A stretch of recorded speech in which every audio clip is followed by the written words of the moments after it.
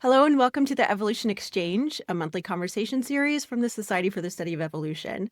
I'm Regina Baucom, the SSE president. Today we're discussing how we train PhD students for the wide range of careers that they may pursue. I'm joined by a couple people today. So Dr. Andrea Betancourt, professor in the Department of Evolution, Ecology, and Behavior at the University of Liverpool and lead author on the recent paper, Leaving Academia, Insights from Evolutionary Biologists on Their Career Transitions and Job Satisfaction. I'm also joined by Dr. Gideon Bradburd, Associate Professor in the Department of Ecology and Evolutionary Biology at the University of Michigan, and the creator of the seminar series called Exploring Careers Beyond Academia and Lunch. So, Andrea and Gideon, thanks for joining me. Okay, tell me a little bit about the origin of, a bit about who you are in terms of your research, and then the origin of why you took on deciding to write a paper or developing a seminar series. Andrea? So my research is mainly on Drosophila, and I study evolutionary genetics, some genomics, some population genomics, and that interface between evolution and genetics is what I really like. And I got involved in this study partly just from having students and not really knowing how to prepare them from a non-academic career, totally selfish. And then when I was past vice president of ESEB, and they asked me what initiatives I wanted to pursue, and this is what I came up with. That's great. Awesome. Gideon. Hello. My research is mostly focused on statistical population genetics and especially mechanisms for incorporating geography into methods for studying patterns of genetic variation between individuals within species. And I got into this. First, I want to give a shout out to the co-creators of Ecbol, Juanita Pardo-Sanchez and Julia Ekberg, who all three of us, they were both PhD students and at the time, and we all came up with it together. Shout out to them.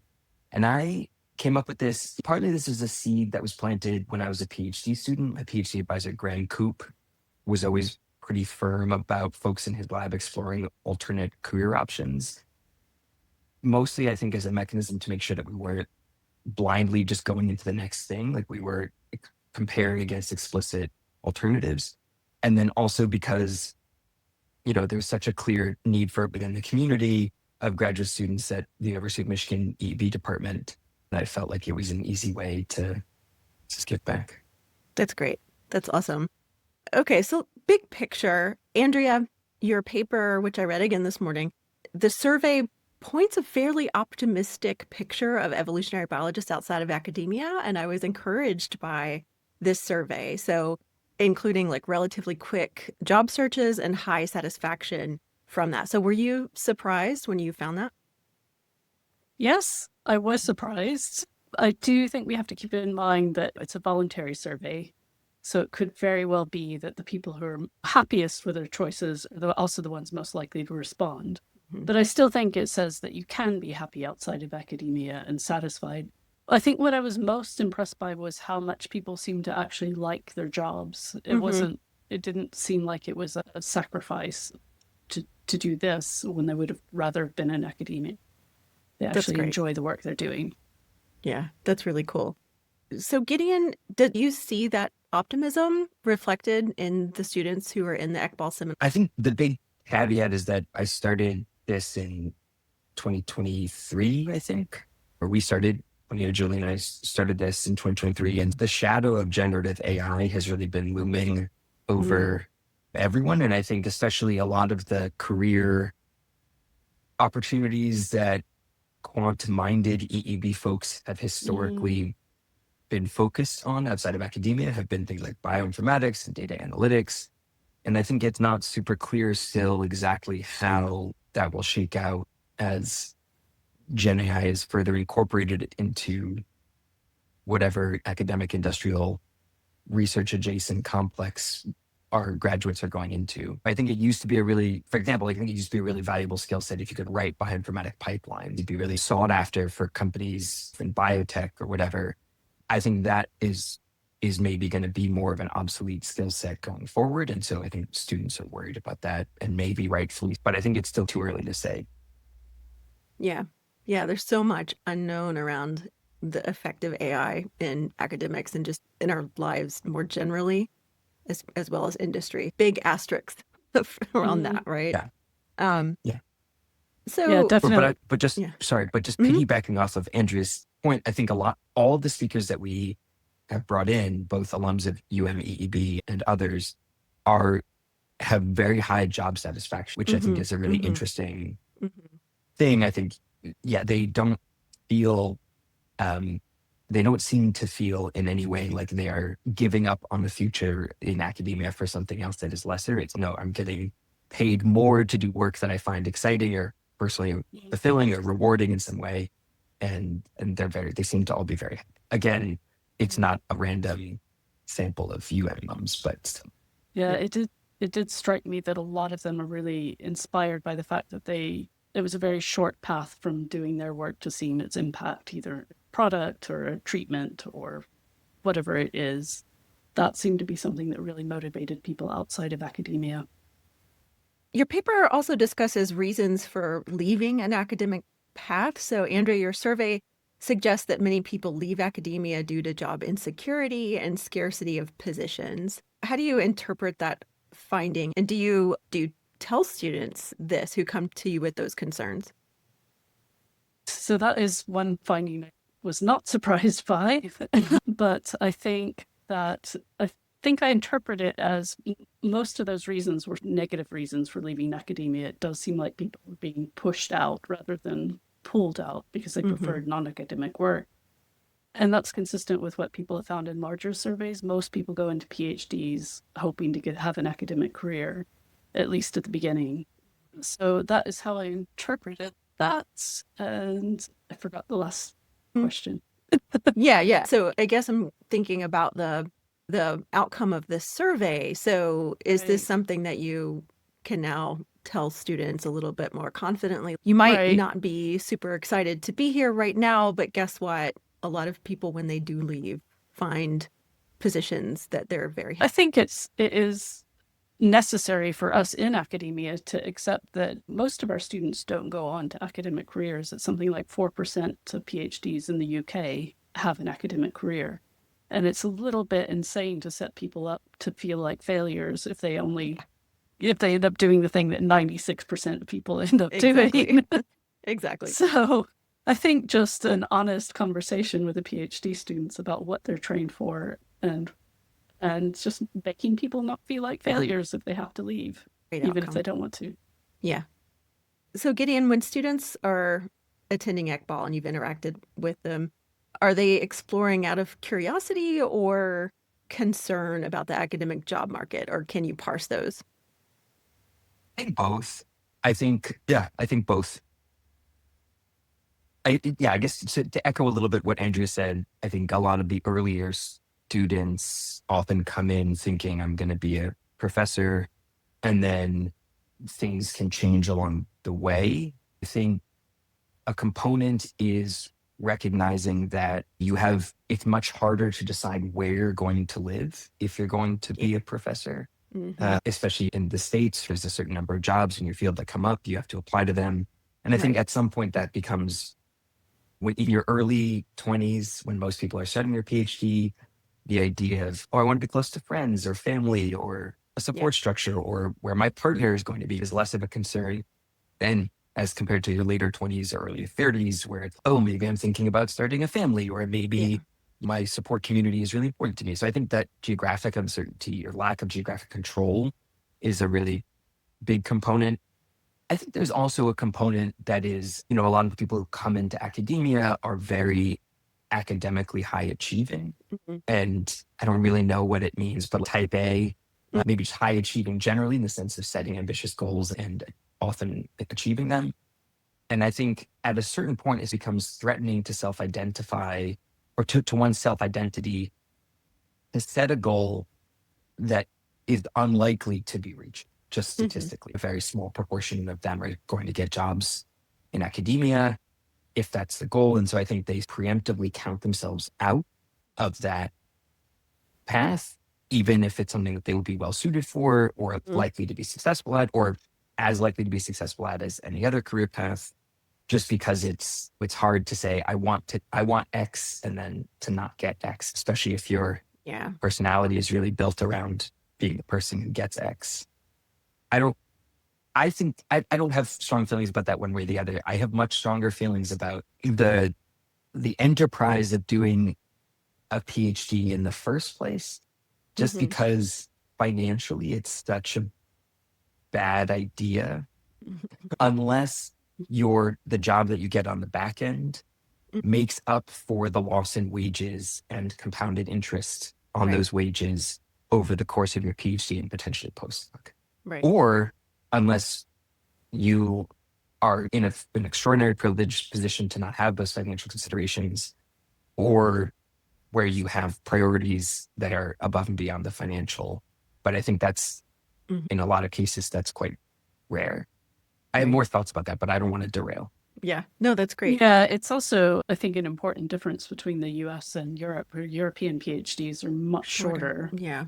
And so it's less of a sacrifice in years, which can be huge. People did say, I am behind all of my peers as I got a PhD. I am going to devil's advocate that argument just a little bit. Like there are people who would want to do something that they see as different with their lives and would be willing to take that financial risk. I think I was in that camp. I just want to do this thing for 5 years and see where I go. And if that means that I end up not having as much financial security down the road, then that's cool because I've done this thing. I don't know how many people in their 20s have that recognition, but that I definitely did. But other people might. I think that's a good point, Gina. I think pursuant to Andrea's point earlier, I think it's then very important for people running graduate programs to make sure that we're training our trainees to build skills that are then compensatable outside of academia. Yeah. And also ideally to compensate people within academia competitively as well, which I think is not really happening. Just because, even for a short PhD, $1 that you earn when young is worth so much more than $1 you earn when you're old. And our graduate program pays extraordinarily well. I think maybe twice as much as I made during my PhD, which was not that long ago. That inflation has been a driving factor there. But still, their earning power is probably half of what it could be outside of academia. Yeah. And that's a lot of money to leave on the table. It is. Yeah. So in terms of, you touched on preparation and skill development. So Andrea, in your paper, respondents generally felt really well prepared, but there were some skill gaps, which kind of surprised me. Machine learning was a gap that people reported, which didn't surprise me. Database handling, I didn't find too surprising, but the project and people management, I did find surprising. And I saw that reflected in your paper a bit. What stood out to you? Definitely project and people management were the two top responses, came up over and over again. And all I can guess is that those two are the hardest things to do. I think most graduate students do get some experience in people management and definitely get experience in project management. Right. It is a little bit, I do wonder if I've asked the right question. It could be that people wanted formal certifications that they need to apply for jobs, because people have mentioned that. I don't know, and I can't say based on the questions I asked. Yeah, all I can say is I think those two things are hard. Yeah, they are hard. They made me a little, I don't know, angsty, because I view a PhD as you are doing a major project management endeavor, right? And so it made me wonder, maybe I don't know what project management is in terms of industry. I've never had an industry job. So I'm going to call up my friend who has been working in bioinformatics for the past 20 years and ask her, who is a project manager, be like, okay, what does project management mean to you? And the other thing, that people management is something that has really been a focus of mine over the course of my career. And I've had frustrations in that, yes, we manage people. And as a grad student, you'll manage people. As a postdoc, you'll manage people. But even as a professor, we're not necessarily taught how to manage people. In business, you're given seminars, you do workshops. And the only reason that I knew that I needed to invest time in people management was because my dad was a manager for GM for many years. And he would come home and tell us, like, oh, did this people management workshop, right? So I had an awareness that this stuff was out there. And in academia, it's there, but you have to go find it. So we have an advanced office at Michigan that will give us lessons in personnel management. I've done a workshop, like a 30-hour workshop through Howard Hughes HHMI to be a mentor, that lots of training for how to manage people. And then you've got Harvard Business Review and managing up, managing across. Like there are a lot of different sources out there, and we don't necessarily provide them, or it's not packaged as here's a course you need to take on people management. So one of the things that when I was grad chair for the department that I integrated into our grad seminar was reading Crucial Conversations, which is here's how you can communicate with people in a constructive way, because I felt like that was the basis for learning how to manage people. And it was interesting to me that different students had different reactions to that. But what do you have either of the two of you experienced like people management officially? And if not, what have you done to develop these skills? I don't mean to put you on the spot, but I have taken sort of lab leadership training courses. I haven't had a huge amount of people management training, except in actual on-the-job people managing, and I've made mistakes. And you feel bad, you feel terrible sometimes when you feel like you've done a bad job managing somebody, and therefore their science or research or whatever it is suffers because of something you've done. And it is so easy to be clueless. When you're the boss, you can just accidentally hurt somebody's feelings or make somebody... Anyway, my own failings aside, I do think that is real opportunity for PhD programs, because it is... I don't feel qualified to train somebody in those management skills. Right. And there are lots of resources out there, as you said, that can be utilized if there's a bit of a critical mass, rather than having a single PhD supervisor there's try an to entire become a people field. management trainer. Exactly. And there's an entire field called organizational psychology. There are people who study the best ways of managing others for life satisfaction. So Yeah, no, it is something that I think PhD programs should really seriously consider bringing at least a little bit. And I think sometimes just a little bit of formal training can actually go a long way. I think you're right. Just open people's eyes to, oh, okay, this is out there. I can actually invest time in becoming a better manager. Yeah. Gideon, what about you? Yeah, I've taken some workshops. It certainly is a part of the job that, like many parts of the job, I didn't feel like I was particularly well prepared for coming out of a PhD. I think you come out of a PhD and you're really good at being the one who's doing the thing and pushing it down the line. I think part of starting a lab is getting a research project off the ground, and not what is my next project, but what is the Bradbird's lab research portfolio. And I don't know who gave me this language, but someone told me about units of work. There's just you, then it's 1 Betancourt per day. But if you build a lab, awesome. then maybe you can get up to 5 Betancourts per day or something. And that's a really weird transition, and there's lots involved in that. People management, moving forward multiple projects simultaneously, working on funding, multitasking, right? There's a lot of things there that are new. The people management part, I think, is tricky. A lot of the folks who've been ECBL speakers for earlier career tend to still be in the phase of being the one doing the thing. And then later career, almost everyone we've talked to transitions to running a team that does the thing. But the skills involved in running a team, I think, seem to vary quite a bit by field. Academia is a pretty weird... I had other jobs, of course, but I haven't had a career in anything else like law or medicine or business. So who knows? I'm speaking out of turn, but it seems like the cultures are somewhat specific, and academia is a very weird We don't really have employees. We have mentees. For the most part, PhD students and postdocs are mentees. Their success is partly our responsibility, and their failures are also partly our responsibility in a way that I think is less clear cut with employer-employee relationships.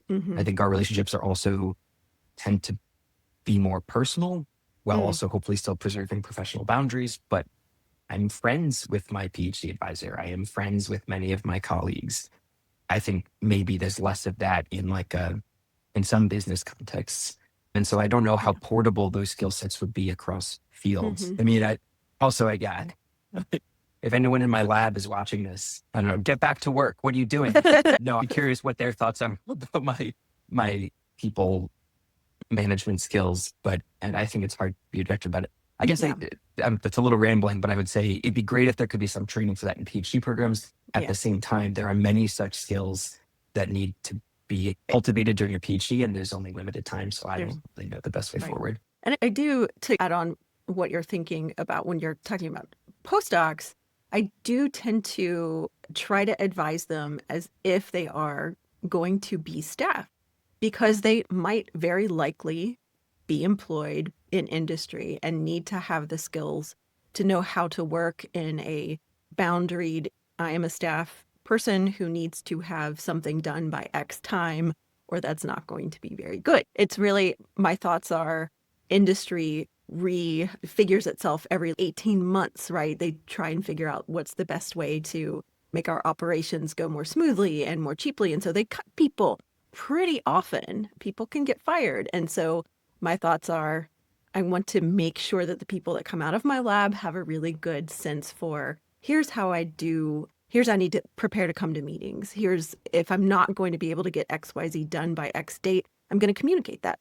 Because I do realize that people leaving the lab are going to go into industry. And so I do a bit of advising along that. But it does change throughout the arc, right? So when they're very young, PhD students, we don't really go there. But then once they get more senior and I understand if they're going to go into industry and postdocs, then I start to be very, okay, let's think in a more structured way for how you would be discussing this with the boss. And so, like you, Gideon, I don't know how people from my lab listening to this feel about my advising style. And you can't really ask for feedback. You can't do a survey of your lab members because we don't have hundreds and hundreds of employees, so it wouldn't be anonymous. Okay, one thing I wanted to ask is, if evolutionary biologists are generally employable and satisfied outside of academia, why do so many PhD students feel anxious or unprepared about non-academic careers? So Andrea, do you think this is just, we need to highlight your survey and the results a bit more so that people know it's okay, it's going to work out? Right. Yeah, I do think it's just here be dragons. People don't know what's out there, except for very limited exposure they have from friends or their non-academic network generally. And so I gave this talk for the first time at Pup Group, which is a UK conference. And it's a very population genetics focused conference. And I tried to aim my talk for the last day thinking people will be tired. They'll hear this light social science. And the organizers actually put it on the first day right before lunch. And I didn't think I was going to get to leave the room and go eat my lunch because people asked so many questions and just the room was packed. I think people are just really hungry for information about what's out there. And for the rest of the conference, people kept coming up to wanting to talk to me about how much they enjoyed hearing this positive message about non-academic careers. As much as I tried to couch it in terms of it's a biased sample, we don't know what's changed because GAI, people were still just really excited to know it wasn't a disaster if they left academia. That's fantastic. And that's why I'm really excited by Gideon and Juanita and Julia's decision to develop ECBAL, right? It's, let's put it into practice. These things that your survey is showing that people need to hear. Here's a way to put it into practice locally. So in terms of mentor responsibility, what do we think responsible mentorship looks like in 2026, given that most PhDs will not become tenure track faculty? Of course, this, again, that asterisk with Gen AI, we don't know what's going to happen with that. But in terms of thinking about preparing students for non-academic careers, what do you think would be a responsible way to mentor people? Yeah, so I think personally the most important thing is just to not make people feel like they can't think about it or that they're failures if they leave academia. Certainly that's the culture I grew up in, and there was a lot of pressure that I internalized there. And I don't want my students to feel that way. I try to give them skills that are useful in industry or wherever they decide to go. But of course, it's difficult to predict what they're going to be. And I will say that it's in this kind of survey, it's hard to convey all the free text answers.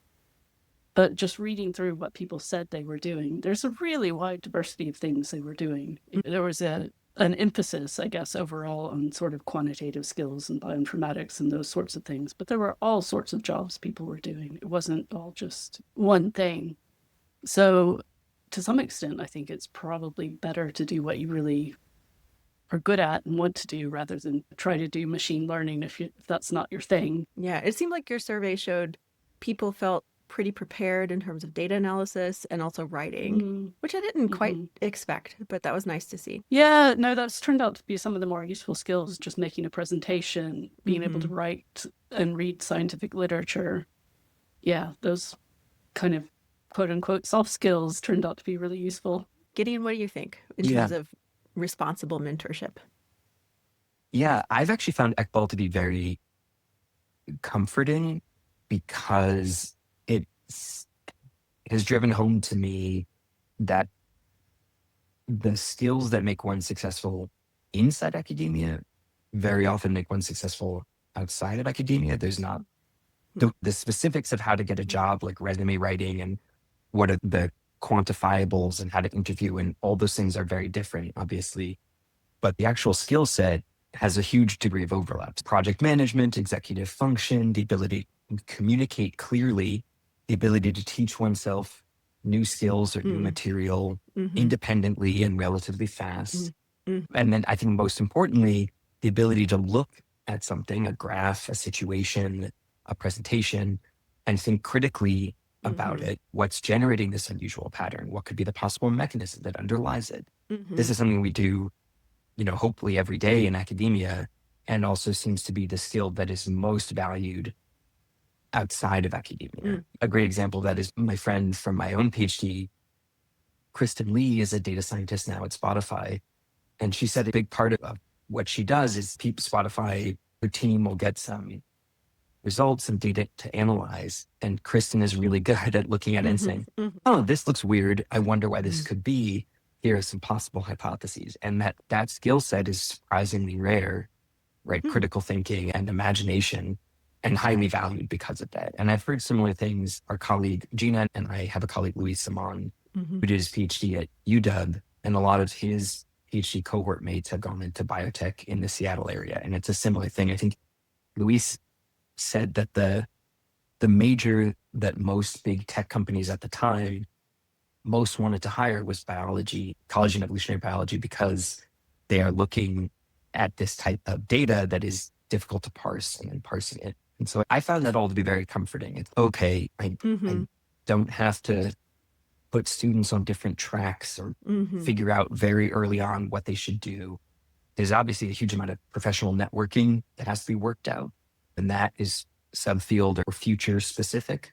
But the overall skill development is surprisingly shared between different ventures.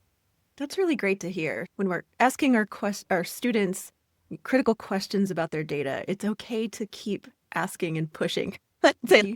Developing these critical analysis skills and ability to think are really important, even if you're not going to go into academia. Yeah, I will say I did feel, after seeing this sort of skills analysis I'd done, I did feel much better about the fact that I am training people accidentally in skills that are useful outside of academia. That's great. That's great. Andrea, your survey found gender differences. So a change of topic. Your survey found gender differences and reasons for leaving, particularly around health and well-being. What should departments take from that? And are there any ways that you've thought that mentors or departments could respond? Yeah, that's an interesting question. to be honest, I'm not quite sure how to answer it. It's a very small data set, so I had to resist the temptation to poke too much at it. There's fewer than 200 respondents, and there's all these questions you want to know the answers to. Right. Lots of them to do with gender differences or country differences that I think just ended up being p-hacking in the end. So that particular question was about why people left academia, and the answer was something about physical or mental health reasons where there was a gender difference. It's hard to know what that means. Right. Physical health could be they got pregnant, and obviously there's going to be a gender difference there. But I do think there's a lot of questions I wish I'd asked. There was quite a few mentions of bullying or harassment in the free text answers. And yeah, it's a hard question to answer. I think it probably needs to be, I think I can't say much based on this data set. It is important to look out for the mental health and well-being of all PhD students, regardless of gender, but perhaps it's worth asking whether or not there is a gender difference. Yeah, difficult to say what it means. Yeah. And the idea of bullying and the interaction of gender and bullying is concerning to me. And we're not even, it wasn't in your survey, it wasn't specific to your survey, but we're not thinking about trans identities or other identities and how folks might be more or less likely to stay in an academic route. And yeah, it seems, I'm sure that there are data out there. It's not coming to my mind at the minute, but yeah. There are much larger surveys that are usually ones where these gender differences are uncovered. They're not field specific, obviously. Yeah. So Gideon, have themes of gender and other identities come up in ECBO? Less than I had thought they might. Part of the thing is we've only been running it for a couple of years, and so the figures we have is quite small, and it's a non-random sample of alums, and we're not sampling. And because of that, we just don't know a lot of people's stories. I would say it's a complicated topic and one that I don't have a lot of hard data to support any of my intuitions around, in part because institutional surveys about climate often are hard to granularize to the level of specific identities for fear of doxing people. If we looked at the attitudes of trans students toward their advisors, that's not going to be anonymous anymore. Yeah. And I don't know a good way around that, even though it's obviously a hugely important topic. Right. I would say two things that pop out for me from my own experience or anecdotally have to do with things around timing that a lot of women, due to both potentially societal pressure or family pressure and maybe also biological pressure, are starting to think about family stuff toward the end of their PhD, and that really de-incentivizes the uncertainty and added fuse length for their career associated with going into academia, doing 1 or 2 postdocs, not knowing where you're going to be, not really having a ton of money. Right. Also, a lot of times there's a fair degree of uncertainty around parental leave policies. Like, it's up to the advisor. NSF has pots of money either where they can supplement a PI if one of their employees goes on parental leave, although I think you have to apply for it. Yeah. The specific agreement is entirely nebulous. And so it's a scary time to think about that kind of thing. I think the other thing is there's a lot of structural sexism within the academy itself that drives people's thought processes. I don't have the citations at hand. I can find them and send them to you after, Gina, but there was a really interesting paper that I read a couple of years ago on two-body problems, where I think for heterosexual couples in academia, or for heterosexual people or people who identify as heterosexual within academia in ecology and evolutionary biology specifically, I think 75% of women reported having a partner who was also an academic. Only 25% reported the same thing.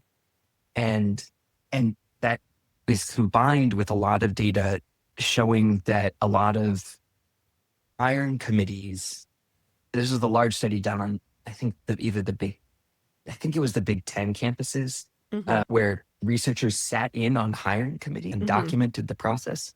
And these committees knew that they were being documented and still would say things like, Yeah. oh, I think Gina's married. I don't think her husband would come here. Or, oh, Gideon is Mhm. married, but I'm sure that his wife would move for him. Right. And there was a huge gender imbalance in how committees perceive, again, this is for heterosexual couples, and how committees perceived the likelihood of hiring. And I think people are aware of that. And if you are in a relationship and you're finishing your PhD, you might preemptively count yourself out of certain careers because of that perception of that perception. Right. That's a very narrow slice of the problem, right? That's just focusing on heterosexual couples. But I think it speaks to a larger issue. Right. It'll be a wonderful day when we stop calling it the two-body problem and we start calling it the two-body opportunity. That'll be a nice shift. Sure. I think it would be nice if that shift reflected a reality, but that's spoken as someone who's gotten 2 partner hires, even the partner hired twice, and I've definitely benefited from it. But I think this is a longer conversation that's off topic. Awesome. So in terms of structural changes, so, we're talking about changes that are needed. If you could change one structural element of PhD training in ecology and evolution tomorrow, Andrea, based on your survey and all of the thinking and discussion that you've done around that, what would it be? I think that's a tough question. The thing is, doing a PhD is already a big job. Adding on to it, training for a non-academic career that is specialized is a big ask. So I would say that when you're at a university, there are sometimes opportunities to learn other things outside your specific area. So if you're really curious about machine learning, and there's likely to be some place at university where you could get some training in machine learning. So spending a little bit of time, having a little bit of time set aside to do those sorts of things, I think would be beneficial. But keeping in mind that it's already a big job to do a PhD. Right.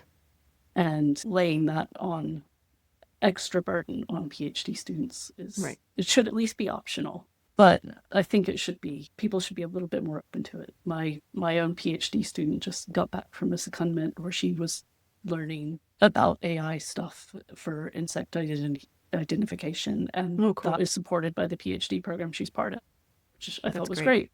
And then, of course, the thing I've said repeatedly now, which is like not viewing a non-academic career as a failure, I think is really important for all of us. Yeah. What about you, Gideon? What sort of structural change would you want to happen?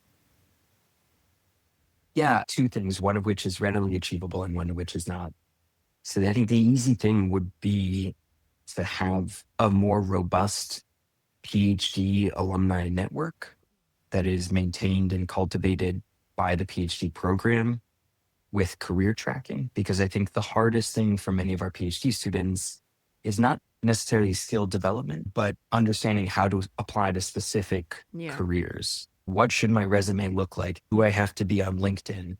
How do I use LinkedIn? Does publishing a paper matter for the specific thing I'm going to go into? Or is it better to have a well-developed GitHub repo? These are questions that are really hard for any PhD advisor to answer because they're so specific to the individual things that a student wants to go into.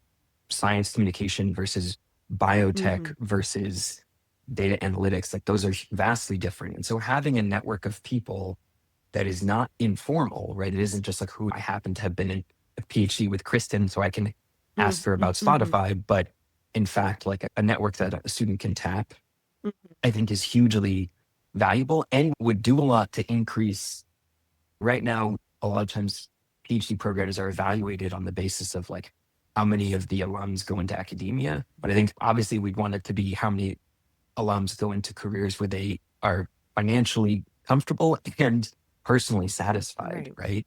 And having that as part of the criteria that students could, the set of criteria that students could, or applicants could use in evaluating between programs, I think would help everyone involved. So I think that's a relatively easily achievable thing, although it obviously takes personal power to track that database and effort, but it's doable. I think the other thing is much harder, which is paying students much more. I think in an ideal world, there wouldn't be a financial cost to students to go and get a PhD relative to their peers, or at least much less significant one relative to their peers who are not getting one. And I think that's really hard because resources are finite. And certainly right now in the United States, resources for university-based education or research is. Yeah. And I think that would be, if we could do it. And tacking on to that, University of Michigan does a really good job with their health insurance for their PhD students, including mental health resources for coverage for mental health treatment. I think having that be something that is universal would be huge and really help our students feel supported as they figure out next steps and have the resources, both financially and personally, to identify and achieve those goals. Right. And parental leave, which is something that's wonderful about Michigan, but it's not.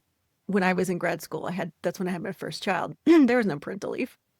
So, go ahead. Oh, sorry. I just wanted to pick up on what Gideon said about databases. I think that's a really good idea and something that actually I wanted to be one of the outcomes of the survey with GDPR and data protection. And it was challenging to do that, and I just decided I didn't have the time to maintain it. Yeah, but I think it's a great idea for PhD programs because, as well, in the survey, one of the key resources that people leaned on to find jobs was their non-academic and academic networks. Like former academic colleagues were huge. Academic mentors, not so much, not surprisingly.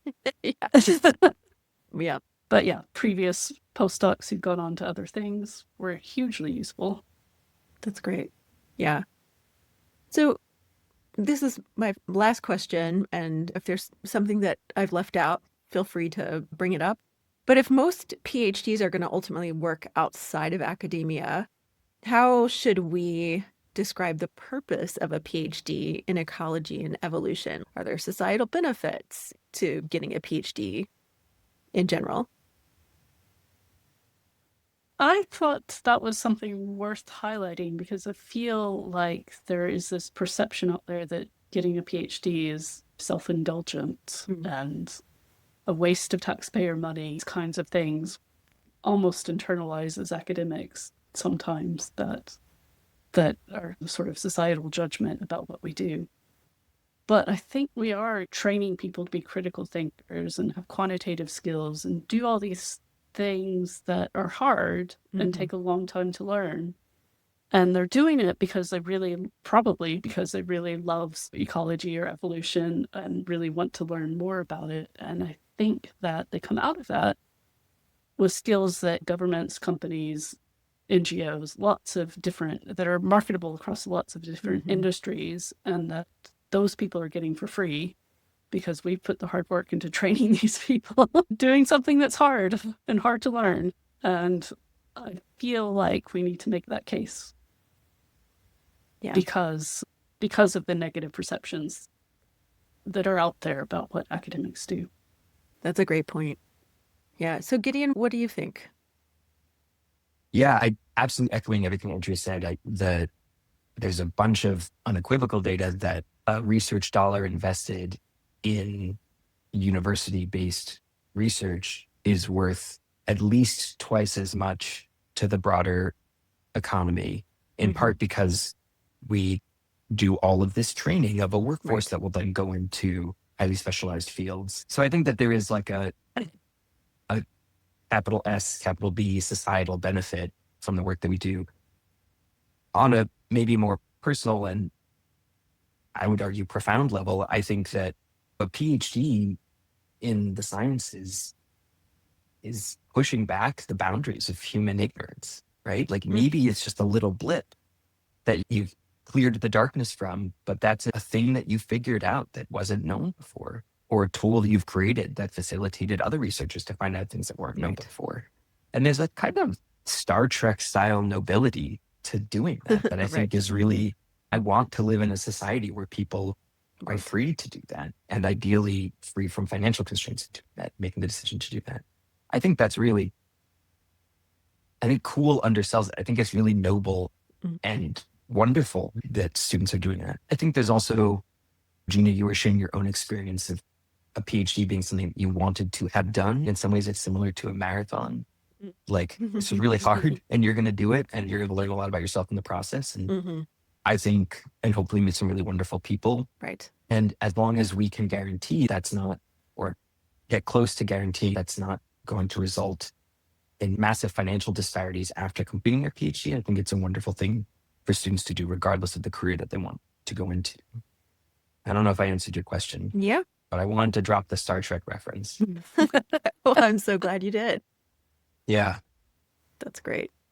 Thank you both for sharing time with me, and Andrea discussing your survey. I hope more people see that. It's published in Journal of Evolutionary Biology. Is that right? That's great. Yeah, we'll put a link on our transcript page so people can easily find it. And Gideon, thanks for talking about ECBAL. And I think hopefully it will stimulate other departments to do something similar if they aren't already. So I really appreciate your time as well. Yeah, and shout out to the University of Michigan EEB department for funding the lunch component, which is a crucial part of the larger enterprise. And the acronym. Sure. The acronym is also really good. Definitely not the first thing we came up with. Awesome. All right. Thank you Thanks both. so much. Thanks, Gina. Okay. See ya. Bye.